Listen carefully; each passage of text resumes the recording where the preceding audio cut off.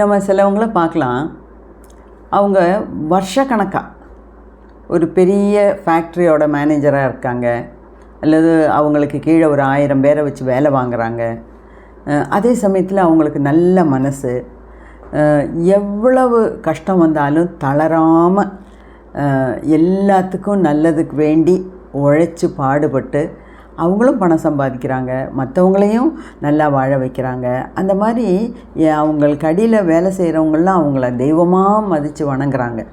அவ்வளோ தூரம் நல்லா போய்கிட்டுருக்க அவங்களுக்கு கூட டக்குன்னு சில சமயம், ஐயோ இது ரொம்ப பாரமாக இருக்கே, என்னால் இந்த பாரத்தை சுமக்க முடியலையே, இவ்வளோ நாள் ஏதோ பண்ணிட்டு வந்தேன், ஆனால் இனிமேல் என்னால் இந்த பாரத்தை சுமக்க முடியும்னு தோணலை அப்படிங்கிற மாதிரி ஒரு நினப்பு வந்துடும். அவங்களுக்கு அப்படி நினப்பு வந்தால் அவங்கள சுற்றி இருக்கவங்களாம் ஆடி போயிடுவாங்க. ஏன்னா அவங்களோட தைரியத்தில் தான் மற்றவங்க எல்லாருமே வேலை செய்கிறாங்க, நல்லா வாழ்க்கையை நடத்திட்டு வராங்க.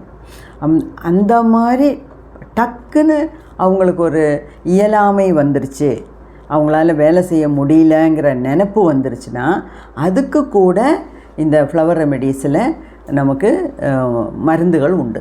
அதாவது நம்ம பெரிய பெரிய கம்பெனியில் சிஇஓவாக இருக்காங்க, பெரிய போஸ்ட்டில் இருக்காங்க, 10 வருஷம் 15 வருஷமாக நல்ல பேர் எடுக்கிறாங்க, டக்குன்னு டவுன் ஆகிடுவாங்க. ஓகே, அதுக்கு கூட ஃப்ளவர் ரெமெடிஸில் வழிகள் உண்டு.